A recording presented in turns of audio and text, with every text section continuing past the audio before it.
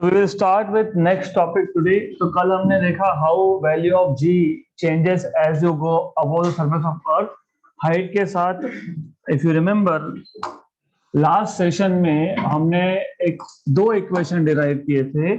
We have seen in case of object going above the surface of earth और हमारे पास अगर object है if it is at some height, तो in that case g की value acceleration due to gravity at altitude or at height h is g r upon r plus h square. अगर height ज्यादा होगी तो if the height is more, if height is less, very small, तो उस case में gh equal to g 1 minus 2h by r. तो of course मैंने बताया था कि this is for h very very less than r and this is h comparable to r, right? और मैंने एक आपको लिमिट भी बताया था कि roughly 320 किलोमीटर तक, मतलब r/20 इतनी हाइट तक आप ले सकते हो, लेकिन ऐसा कोई फिक्स बाउंड्री नहीं है. कभी कभी ऐसा भी होता है कि 300 किलोमीटर अगर लिया तो भी आप पहला फॉर्मूला यूज करते हो. So it will depend from problem to problem that we will see.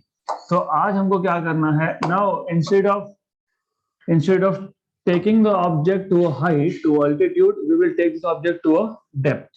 तो अब चेक करना है कि as we go inside the earth at some depth, value of g, how it varies. So let's check variation of g or variation in the value of g. In the value of g with depth. तो अब इसका derivation start करने से पहले you need to take few things, assume few things. हमको ऐसा assume करना पड़ेगा that the earth is made up of number of shells. अब हमको पता है कि what we know that the earth is actually a single object. पता है ना, सिंगल ऑब्जेक्ट है, लेकिन हमको अज्यूम करना पड़ेगा that the earth is not a single object but it is made up of number of shells of uniform density. क्यों समझेगा थोड़ी देर से. तो you can assume that the earth is made up of number of shells. एक shell फिर दूसरा shell, और सारे के सारे शेल्स का डेंसिटी सेम है. What is density? Mass per unit volume या फिर मास पर यूनिट एरिया. तो we have to assume that the earth is made up of number of shells of uniform density. तो ऐसा assume करना पड़ेगा हमको. Why? You will understand in a while. थोड़ी देर में समझ में आएगा आपको. तो अब if you take this situation, you see, what do we know is, हमें ये already पता है, अगर हमारे पास एक object on the surface of earth है, so if we have any object on the surface of earth, acceleration due to gravity on the surface of earth is gm by r square. यहाँ पे अगर आप देखोगे तो ये m है total mass of अर्थ, मतलब जितने भी शेल्स हमने यहाँ पे अज्यूम किए हैं उन सब का मास. तो द आइडिया हियर इज, जब ऑब्जेक्ट अर्थ के सरफेस पे हो तो एक्सेलरेशन ड्यू टू ग्रेविटी ये अर्थ के टोटल मास की वजह से आता है. So here it is total mass. या फिर अगर वो अर्थ से ऊपर भी होगा, even if it is at some height, even in that case acceleration due to gravity is because of complete total mass of the earth. Fine. तो अब और एक वर्ड मैंने यहाँ पे यूज किया था, आई सेड कि हमको अज्यूम करना पड़ेगा that this planet Earth is made up of shells of uniform density. Uniform density मतलब क्या? Density is same everywhere. तो जब मास हर एक यूनिट वॉल्यूम में सेम हो, ऐसा ही होता है ना, assumption तो ऐसा ही है. वैसे रियलिटी में it is not that case. In reality आपको पता है, as you go inside Earth there is molten lava, हाँ, और जैसे जो ऊपर आओगे तो टेम्परेचर कम होते जाता है, तो देन वो लावा की जगह पे यू स्टार्ट गेटिंग सॉलिड. तो रियलिटी में ऐसा नहीं है, हमको पता है रियलिटी में डेंसिटी सेम नहीं है, क्योंकि inside earth there is lava which is more or less fluid, और on the surface you know that is solid, but assume करना पड़ेगा हमको. Let us assume the earth is made up of uniform density, तो density is same everywhere. Good. अब problem यहाँ पे सिर्फ इतना है, हमको देखना है कि अगर हम एक ऑब्जेक्ट को अर्थ के अंदर ले जाते हैं एट सम डेप्थ, तो वैल्यू ऑफ जी कैसे चेंज होगा. This is what we want to see. तो टू डू दिस हम क्या करेंगे, हम यहाँ पे gm by r स्क्वायर में मास की जगह पे सब्स्टिट्यूट करेंगे, बिकॉज आपको पता है density is mass upon volume, और आपको ये भी पता है that mass is density into volume. Substitute कर दिया, तो therefore what you will get is g equal to g by r square volume into density. मैंने इसलिए बोला कि you can assume earth is made up of uniform density, क्योंकि यहाँ पे और ऊपर से और एक वर्ड याद रखना, अर्थ को हम स्पीयर मानते हैं. we assume that earth is a sphere of uniform density. Actually sphere नहीं है, you must be knowing this. Earth is not really a sphere, it is ellipsoid. तो अर्थ का एक्चुअल जो शेप है it is not sphere, it is ellipsoid. अब ellipsoid क्यों है तो ये बाद में समझेगा आपको, will come to know later, मैं बताऊंगा. So it is more or less like this, थोड़ा सा you can say egg shaped. Why वो नेक्स्ट टॉपिक में मैं बताऊंगा आपको, नॉट नाउ. तो यस, तो you should know what we will do is, हमें जो डेरिवेशन, हमें जो फॉर्मूला डिराइव करना है उसके लिए कुछ अजम्पशन लेने पड़ेंगे. नंबर 1 मैंने बता दिया, density is same everywhere. Number 2, earth is sphere. ये दो अजम्पशन है. अगर अर्थ स्फीयर है तो वॉल्यूम ऑफ स्फीयर क्या आ जाएगा, 4/3 पाई आर क्यूब. देखो दैट इज वाई, अगर मैं स्फीयर नहीं लेता तो फिर मैं 4/3 पाई आर क्यूब नहीं लिख सकता हूं. तो therefore you will write g equal to capital G by r square 4/3 pi r cube into rho. Good. तो this is what you have. यहां से r स्क्वायर और ये r क्यूब कैंसल आउट हो गया, तो आपके पास यहाँ पे न्यूमरेटर में बचेगा सिर्फ एक r, तो आप लिख दोगे इसको 4/3 g pi r rho. Let us call this is equation number 3, equation number 2, this is equation number 1. Over here this is equation number 1. ठीक है, तो this is what you need to know, इतना पता होना चाहिए. अब ये तो हो गया आपका acceleration due to gravity on the surface of earth. अब तक हम डेप्थ में गए नहीं, अब जाएंगे डेप्थ में. तो अभी तक इक्वेशन नंबर 3 तक what we are doing, we are considering the object to be kept on the surface of earth. इसके लिए एग्जैक्टली यहाँ पे डिस्टेंस आया r, क्योंकि आपको पता है जब ऑब्जेक्ट सरफेस पे हो तो उसका अर्थ के सेंटर से डिस्टेंस कितना होता है, radius of earth, that is capital R. Good.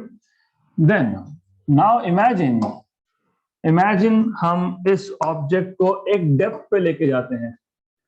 Let us take this object to some depth d below the surface of earth. अब इस केस में इस ऑब्जेक्ट का डिस्टेंस फ्रॉम सेंटर, अभी टोटल तो आपको पता ही है, टोटल कितना है, यहां से यहां तक कितना है, r, capital R, radius of earth. तो ये अब कितना बचेगा, it will B r minus d. इसको मैं टेम्पररीली बोल दूंगा r सफिक्स d, टेम्पररीली, क्योंकि वो थोड़ा सा इक्वेशंस में कंफ्यूजन नहीं क्रिएट हो, इसके लिए I will call this as r suffix d, मतलब radius at depth d. Okay, मान लेते हैं ऑब्जेक्ट है p पॉइंट पे. नाउ द थिंग इज, जैसे आपने सरफेस के केस में एक्सेलरेशन ड्यू टू ग्रेविटी क्या लिखा, gm by r स्क्वायर. मैं इसके लिए आपको बता रहा था कि when the object is on the surface, acceleration is due to complete mass of the earth. मतलब अर्थ का पूरा ही मास उस ऑब्जेक्ट पे ग्रेविटेशनल फोर्स लगा रहा है. But when object is inside, तो अब कंप्लीट मास उस पे फोर्स नहीं लगा सकता. कौन सा लगाएगा, which the mass which is below point P. तो अब अर्थ का जो भी मास P पॉइंट के बिलो हो, दैट विल एक्सर्ट फोर्स. कौन सा, तो आई विल शो यू. तो I just show by this red coloured sphere. तो यू शुड नो कि now in this case only this much mass will exert gravitational force on object, और object का mass कितना लिया था हमने, small m, right? So this is one point that you need to know. Depending on what is location of object, अगर object surface पे है तो उस पे जो एक्सेलरेशन होगा वो अर्थ के एंटायर मास की वजह से होगा, लेकिन अगर ऑब्जेक्ट अर्थ के अंदर है तो जिस पॉइंट पे वो है उसके नीचे कितना मास है वो देखना पड़ता है। तो in that case acceleration due to gravity g suffix d, जैसे हमने हाइट के लिए क्या लिखा था, g suffix h, acceleration due to gravity at height h, यहां पे इसको बोलेंगे acceleration due to gravity at depth d, it will be equal to g mass at depth upon radius at depth का स्क्वायर, राइट? अब what we can do here is वापस same, similarly density, if you remember, density is mass upon volume. कौन सा mass? m suffix d, right? So therefore m suffix d, mass at depth d is volume into density. कौन सा volume? Volume भी depth. ये substitute करोगे आप equation number 4 में, तो from equation number 4 and 5, from equation number 4 and 5, what we will get is g suffix d, gd equal to capital G upon rd square, and md is volume at depth into density. Density at depth मत लिख देना क्योंकि मैंने पहले ही बताया it is made up of uniform density, मतलब density is same everywhere, ये assume किया है हमने. Now what you will have is gd equal to g volume g upon rd square, और आपने अर्थ को, you have imagined the earth to be made up of spherical shells, layer, एक shell फिर दूसरा शेल फिर तीसरा शेल, हर एक shell का शेप क्या है, स्फीयर. तो वॉल्यूम एट डेप्थ d मतलब मुझे इतना वॉल्यूम निकालना पड़ेगा, मोर और लेस लाइक दिस, है ना? उस मास के नीचे, उस पॉइंट के नीचे, उस ऑब्जेक्ट के नीचे कितना मास है, उसका क्या वॉल्यूम है, उसका वॉल्यूम क्या आएगा, ये भी स्फीयर है तो स्फीयर का वॉल्यूम क्या आता है, 4/3 pi R D cube, right? और क्या रह गया, density, density.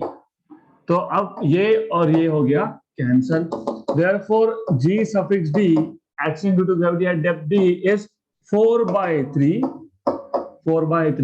g pi r d rho, equation number 6.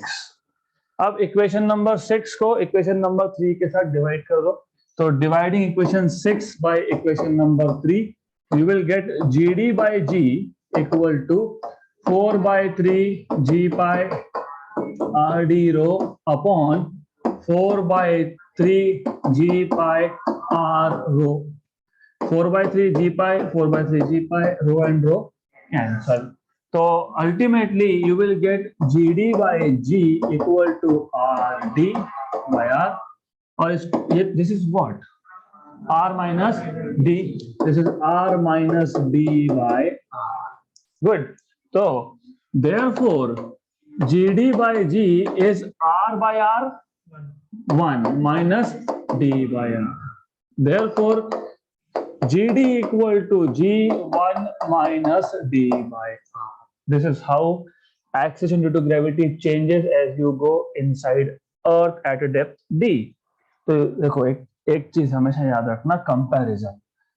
जब आप हाइट पे जा रहे थे, g into 1 is g, g into 1 is g, both sides. उसमें क्या हो रहा है, माइनस हो रहा है. माइनस होना मतलब जैसे जैसे अल्टीट्यूड पे जाओगे g की वैल्यू कम होगी. यहाँ पे क्या हो रहा है, माइनस हो रहा है, मतलब जैसे डेप्थ में जाओगे even then value of g will decrease, मतलब मैक्सिमम वैल्यू कहाँ होगी, सरफेस पे. So as you are going above the surface of earth, the value of g is decreasing. As you are going below the surface of earth, the value of g is again decreasing. Good. So this is what you need to know. तो अब क्या करेंगे, हम एक graph plot करेंगे जिसमें हम value of g compare करने वाले हैं. What is the value of g at depth, what is the value of g at height, इसका ग्राफ कैसे दिखता है. But before we do that, ये एक बार रिपीट कर लेंगे and we will also note down properly and very easy and interesting concept. तो you have to start from somewhere. तो पहले of course you have to start by assuming earth to be made up of number of shells of uniform density. तो हम start ही यहां से करेंगे. Consider the earth to be made up of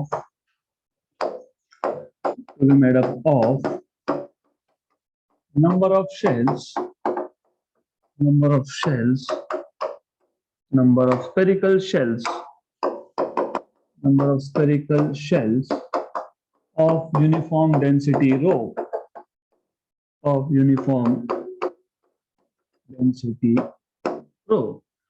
Now, when you have object on the surface of earth, acceleration due to gravity, मतलब entire mass, है ना, gravitational force on the object is due to entire mass of the earth. So when the object of mass m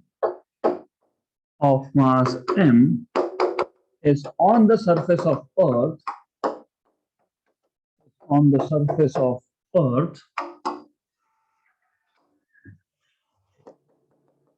the gravitational force acting on it मतलब acting on the mass, acting on it is due to entire mass of earth. कि जब अर्थ की surface पे था तो अर्थ का पूरा मास उस पॉइंट के नीचे था, मैंने बताया था यहाँ पे ड्रॉ करके, राइट. तो gravitational force acting is due to entire mass of earth. Therefore, acceleration due to gravity on the surface of earth,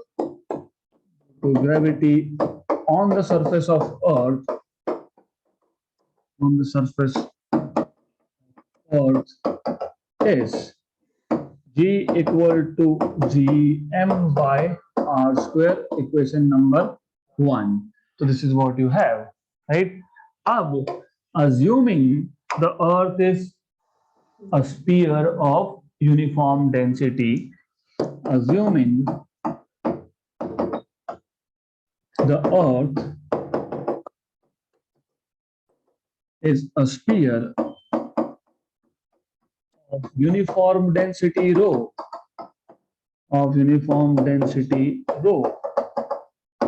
we can write what you can write is simple. Density is mass upon volume, and therefore volume equal to mass into density, equation number, बराबर ना? Yes, mass equal to volume into density. Mass equal to volume into density, equation number 2. From equation 1 and 2, yet 1 में substitute कर दो. Substituting equation number 2 in equation number 1, what we have is G equal to capital G by R square, mass की जगह पे volume into density. So volume is 4/3 pi r cube, G upon R square, 4/3 pi r cube, क्योंकि volume of sphere is 4/3 pi r cube. उसमें से यहाँ पे एक r square और ये r cube का एक cube गया. Therefore you will have G equal to 4/3 G pi, 4/3 G pi r rho, equation number 3. So equation number 3, ये JEE NEET में भी काम में आएगा, CET में भी काम में आएगा. Equation number 3 gives acceleration due to gravity on the surface, but in terms of density. यहाँ पे equation number 1 gives acceleration due to gravity on the surface, but in terms of mass and radius. ये density and radius. ये पता होना चाहिए. Then equation 3 gives G in terms of course, on the surface of earth, on the surface in terms of r and right. अब हम क्या करेंगे, अब हम उस ऑब्जेक्ट को एक डेप्थ डी पे लेके जाएंगे, right. Let us assume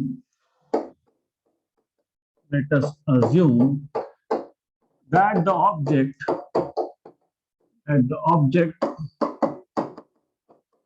is now taken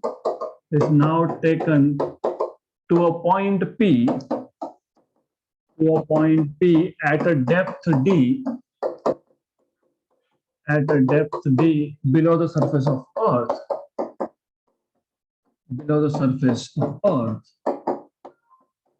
Okay. अब उसका सेंटर से जो डिस्टेंस है वो स्पेसिफाई कर देना है. तो हम बोल देंगे late r suffix d, which is r minus d, be the distance of the object from the center of Earth.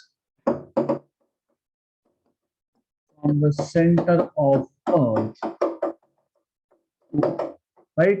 Also, m suffix d. What is m suffix d? Mass of Earth below point P. Also, md be the mass of Earth.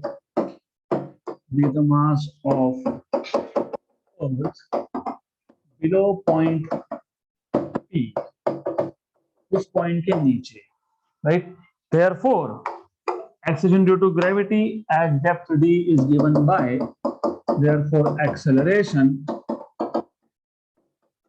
due to gravity at point P is, if you remember, g suffix d equal to g m suffix d by r suffix b का square, equation number 4. But again, but you know, अभी हमने था density is mass upon volume, right? Therefore, mass is volume into density. So from equation number 4 and 5, substituting equation 5 in equation number 4, from equation number 4 and 5, you will have g suffix d equal to g upon rd square, or md is volume at depth or into density rho. यहाँ तक हो गया. अब also what you know is, हमें क्या पता है, हमें पता है volume at depth d is 4/3 pi rd cube. Therefore, you will get g suffix d, gd, equal to capital G by rd square, 4/3 pi rd cube rho. ये और ये हो गया cancel out. So finally, you have gd equal to, therefore gd equal to 4/3 g pi rd rho, equation number 6. अब इसके बाद हमने क्या किया था, हम कंपेयर करना चाहते हैं. क्या कंपेयर करना चाहते हैं? How is g varying with depth. तो सरफेस वैल्यू और डेप्थ का वैल्यू कंपेयर करना है. तो इक्वेशन 6 को इक्वेशन 3 से डिवाइड कर दो. तो dividing equation number 6 by equation number 3. तो therefore you will have g suffix d by g equal to 4/3 g pi rd rho upon 4/3 g pi r rho. Cancel. Good. Therefore, g suffix d by g is rd by r, but rd was r minus d. Therefore, gd by g1 minus d by r. So you are now expert in finding out what is g at surface, what is g at height, what is g at depth. So therefore, gd equal to g1 minus d by r, equation number 7. Equation 7 shows that the value of g decreases with depth. Good, यहां तक पता होना चाहिए. अब हम करेंगे compare. किसको? Value of g at altitude and at depth. तो what we will do is we will compare graphically. पहले मैं ग्राफ ड्रॉ करके बता देता हूं, फिर मैं बताऊंगा कि ये ग्राफ ऐसा ही क्यों आया. So what we will do is we will first draw the graph. So comparison of g at altitude मतलब हाइट एंड बेसिकली चलो एक काम करते हैं, ग्राफ बाद में प्लॉट करते हैं, पहले इक्वेशंस समझ लेते हैं. Now let's take two axis. हमें क्या देखना है? हमें चेक करना है क्या चेंज हो रहा है? जी. तो वाई एक्सिस पे प्लॉट कर दिया जी. किसके साथ? डिस्टेंस के साथ. डिस्टेंस कहां से मेजर कर रहे हो? सेंटर से. पहले केस में ऑब्जेक्ट सरफेस पे था, सरफेस से ऊपर जा रहा था, लेकिन डिस्टेंस कहां से मेजर हो रहा था? सेंटर से. दूसरे केस में ऑब्जेक्ट सरफेस पे था, सरफेस से नीचे आ रहा है, लेकिन डिस्टेंस कहां से मेजर हो रहा है? सेंटर से. तो हम चाहे वो ऑब्जेक्ट अर्थ की सरफेस पे हो, चाहे वो ऑब्जेक्ट अर्थ की सरफेस के ऊपर हो, चाहे वो ऑब्जेक्ट अर्थ की सरफेस के नीचे हो, distance is always measured with respect to centre. तो जो डिस्टेंस है, नॉर्मली हम लोग क्या करते हैं, ये हमने r माइनस डी को r सफिक्स डी लिखा है सिर्फ समझने के लिए, रेडियस एट डेप्थ, लेकिन नॉर्मली हम इसको स्मॉल r से डिनोट करते हैं. और अगर आपको याद होगा तो even in the last session जब हम लोग एट हाइट h की बात कर रहे थे, तो हम उस केस में भी हाइट ले रहे थे h, सेंटर से डिस्टेंस था r, और हम इसको लिख रहे थे small r equal to r plus x. तो small r is generally distance with respect to centre. Okay, तो ये याद रखना कि हम जब प्लॉटिंग करेंगे तो हम यहाँ पे r सफिक्स d नहीं लिखेंगे, हम यहाँ पे r सफिक्स h भी नहीं लिखेंगे, हम लिखेंगे r, where r is always measured with respect to center of the earth. Good. Now, what you know is for sure, आपको ये इक्वेशन बता भी रहा है कि डेप्थ पे g की वैल्यू कम होगी और हाइट पे भी g की वैल्यू कम होगी. तो मैक्सिमम कहाँ होगी? सरफेस पे. और सरफेस की वैल्यू क्या होती है? 9.8. फिलहाल अज्यूम करके चलो 9.8, वो एक्चुअली पोल पे होती है. इक्वेटर पे होगी तो कम हो जाएगा, but we will talk about this later in the next session. तो लेट अस टेक, मान लेते हैं यहाँ पे ये एक वैल्यू है हमारे पास, r की वैल्यू. अब ये मैंने एक स्ट्रेट लाइन ड्रॉ किया है, मतलब what I am trying to show, ये this is value of small r equal to capital R, है ना.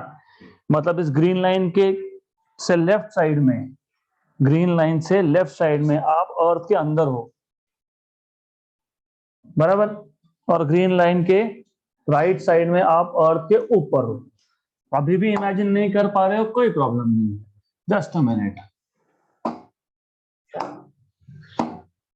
ये है earth. Good. You know small r distance is measured from centre. तो मैं अगर small r equal to capital R लिखता हूं, तो where are we? On the surface. Excellent. अगर मैं ऐसा लिखता हूं, इसे दिखाता हूं, वेयर आर वी? डेप्थ. मतलब ये जो वैल्यू है r की, it is less than capital R, मतलब less than surface radius of earth. तो small r equal to capital R मतलब on the surface. Small r is less than r मतलब कहां पे हो आप? डेप्थ पे हो.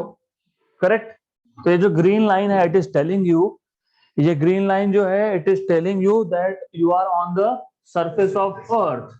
अर्थ की सरफेस पे ही हो. अगर ऐसा करोगे तो अंदर दबा दूंगा मैं, राइट. तो I will send you here. अगर पूछने या कहां गया तो बोलूंगा at r less than r. ढूंढ लो अब. गुड. तो then if the object is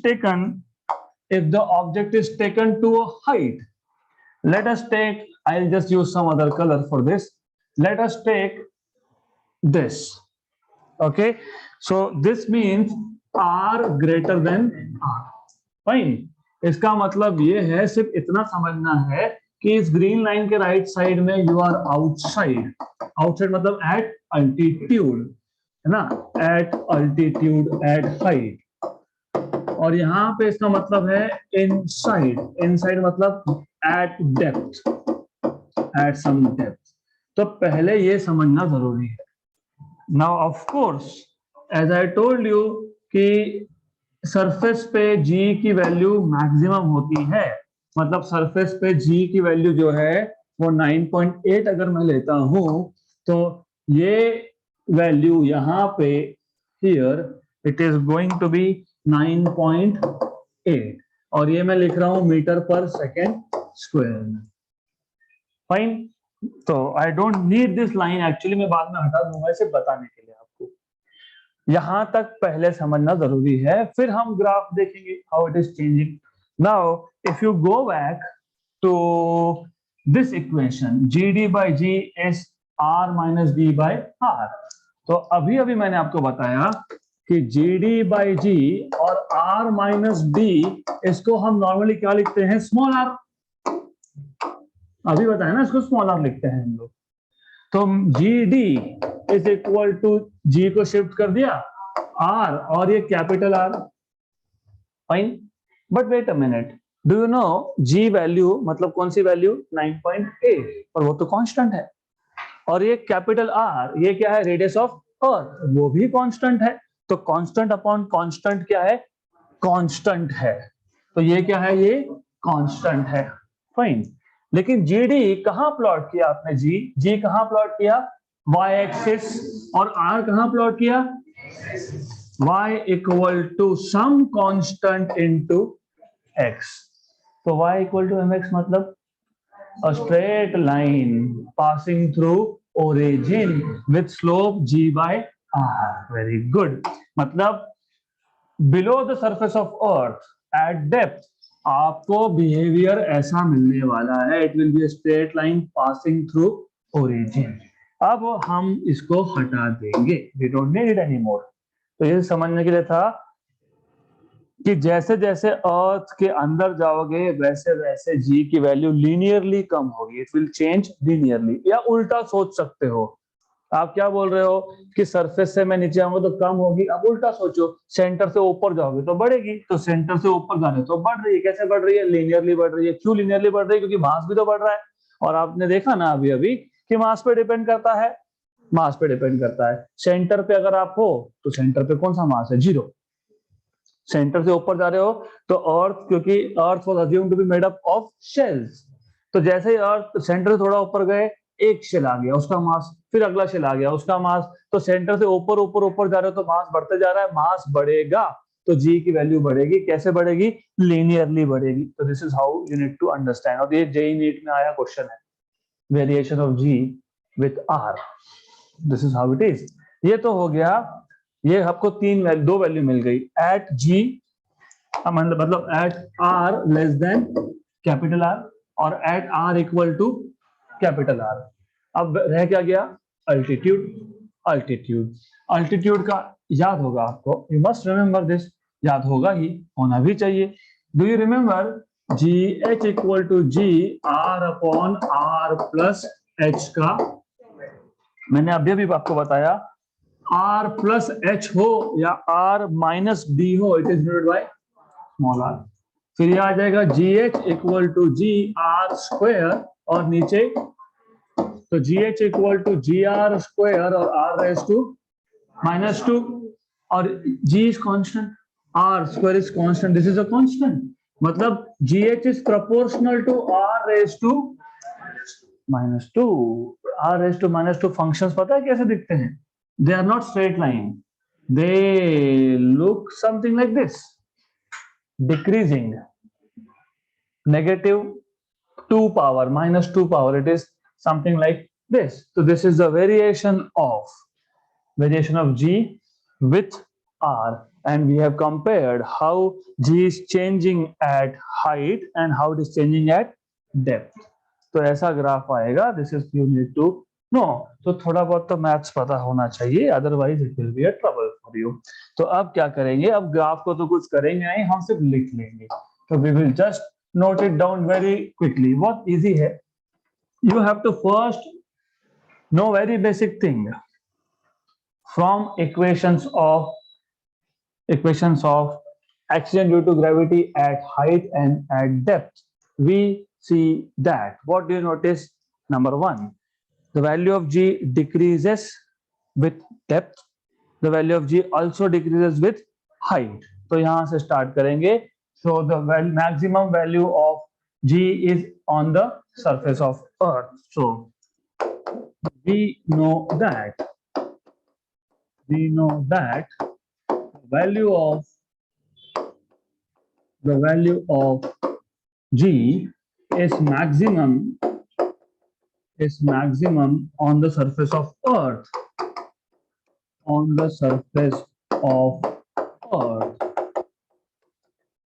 The value of g decreases. The value of g goes on decreasing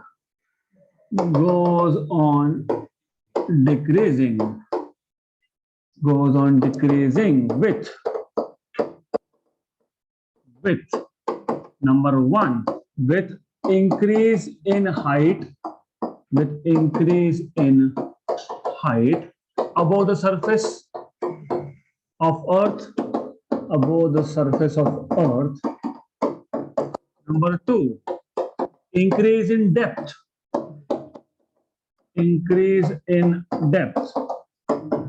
और ये इंक्रीज इन डेप्थ लिखोगे, डिक्रीज इन डेप्थ नहीं लिखोगे. डिक्रीज इन डेप्थ मतलब आप सरफेस के पास आते जा रहे हो, राइट. तो इंक्रीज इन डेप्थ, पहले 1 किलोमीटर अंदर गए, फिर 2 किलोमीटर अंदर गए, फिर 3 किलोमीटर अंदर गए, फिर 4 किलोमीटर अंदर गए. तो with increasing depth, so it g value decreases with increase in depth below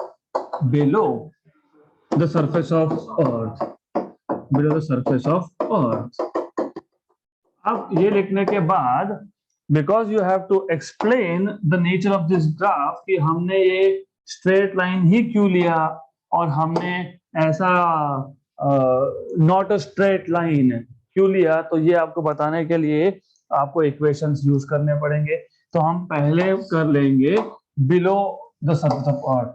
तो वी नो दैट, क्योंकि वो अभी डिराइव किया हमने just now. So we know that acceleration due to gravity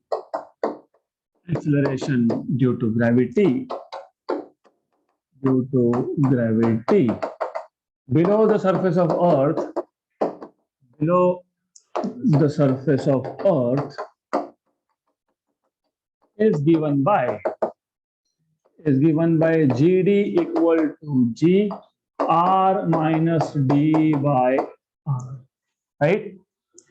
But R minus D equal to R, which is distance measured from the center of earth.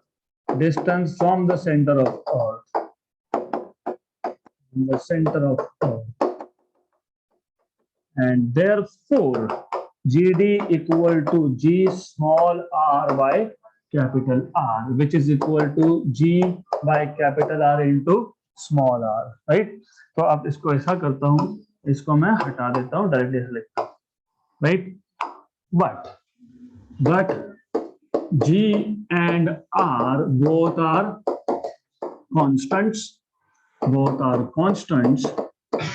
and comparing with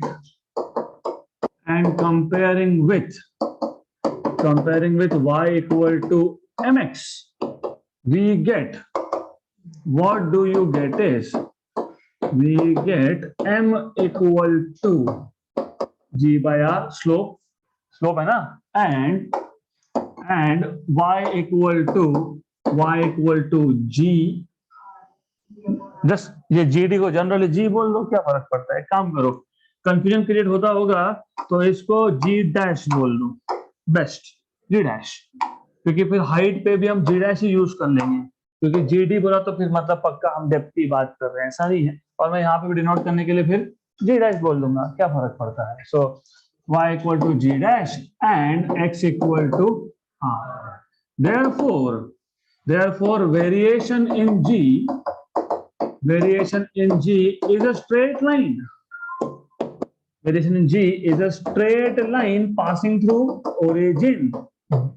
Passing through origin.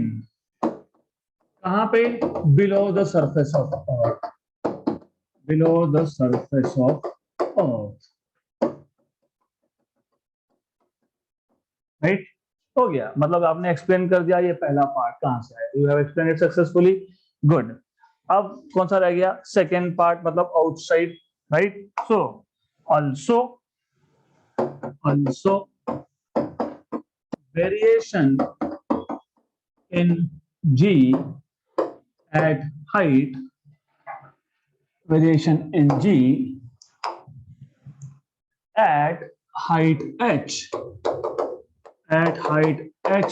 is given by G dash equal to G R upon R plus h का square, but again small r equal to R plus h, which is distance from center of Earth. Distance from center of Earth. Therefore, you can say G dash equal to G R upon small r का square. Therefore, G dash equal to G R square upon small r square. Therefore, G dash equal to G R square और R raised to -2. अब G और R constants है, but G and R are constants. तो आपको मिलेगा G dash proportional to R raised to -2. Therefore, G dash is proportional to R raised to -2 since G and R both are constants. And this justifies, this explains the curve of G. The curve of G कहाँ पे? Outside, मतलब at altitude, at height, above the surface of Earth. Above the surface of Earth. So this is how you can in fact compare. So what's very interesting, और ये question as it is JEE NEET में आया है 2 बार। Just nature 4 graph देंगे, बोलेंगे identify करो कौन सा सही है, और बहुत सारी जगह पे माइनर चेंजेस है, बहुत माइनर चेंजेस है। फॉर एग्जाम्पल एक ग्राफ में तो ऐसा दिया था,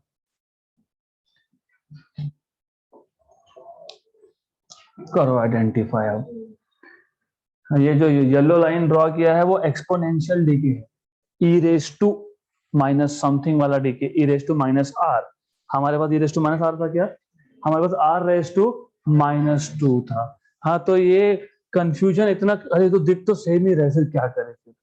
फिर अक्कड़ बक्कड़ बम्बे वो वैसा करोगे तो फिर chances of getting -1 is half, है ना, हाफ प्रोबेबिलिटी। क्योंकि 4 में से 2 ग्राफ तो आप देख के बोल सकते हो कि नहीं ये करेक्ट नहीं, because sometimes they will also give you something like this, ये तो करेक्ट नहीं है ना। हमको तो पता है कि below the surface of earth should be a straight line, तो कम से कम 2 ग्राफ तो आप देख के बोल सकते हो कि नहीं ये नहीं आ सकता। फिर 2 में कंफ्यूजन है, फिर हम लोग वो प्रोबेबिलिटी, जस्ट लाइक थ्रोइंग अ कॉइन, हेड आने का चांस हाफ, टेल आने का चांस हाफ। तो यहाँ पे भी आपका वैसे ही हो जाएगा, सही आने का चांस हाफ और गलत आने का भी हाफ। तो रिमेंबर, ऐसा एक्सपोनेंशियल डीके होता है, वो नहीं चलेगा, उसका स्लोप ज्यादा होता है और वो इंफिनिटी तक जाता है और वो इंफिनिटी पे आर को टच करता है। तो anyways, so looking at that we have time, we will solve one question. We will first solve one question. At what distance below the surface of Earth, कितने डिस्टेंस पे अर्थ के surface के नीचे acceleration due to gravity decreases by 10% of its value at the surface given radius is 6400 kilometre. तो अगर आपको याद होगा कल हमने सेम क्वेश्चन हाइट के साथ किया था, मैंने आपको एक मेथड बताया था, आज मैं आपको दूसरा मेथड बताता हूं, है वही, सिर्फ लिखने का तरीका अलग होता है। इसी पहले समझ लो अच्छे से, आपको गिवन क्वांटिटीज में दिया है रेडियस ऑफ अर्थ 6400 किलोमीटर। दूसरी एक चीज समझ लो, रिमेंबर वन थिंग, उस डेप्थ पे acceleration due to gravity decreases by 10%। अगर मेरे पास 100 रुपीज है और 10% से डिक्रीज हुआ तो मेरे पास कितना रह गया, 90। फाइन, जी की वैल्यू 10% डिक्रीज हुआ है, तो decrease in the value of g, decrease in the value of g by 10% means के डेप्थ पे 90% बचा है। किसका 90%? सरफेस 10% कम हो तो 90% बचा है ना। हाँ, तो अगर ऐसा बोला होता डिक्रीजेस टू 10%, यू सी, सिर्फ बाय और टू, डिक्रीजेस टू 10% मतलब g d is 10% of g, decreases by 10% मतलब जीडी इज 90% ऑफ जी। तो ये you have to be very very careful, नहीं तो गड़बड़ हो जाएगी। तो अब दिस इज सिंपल, इसका मतलब जीडी बाय जी, ये 10%, 10% मतलब 10 बाय, सॉरी 90% मतलब 90 बाय 100, तो 90% तो 90 बाय 100, तो this is 9 by 10, this is 9 by 10। अब हमें क्या फाइंड करना है, हमें फाइंड करना है डेप्थ, डी फाइंड करना है, और हमको अभी अभी हमने फॉर्मूला डिराइव किया जस्ट नाउ।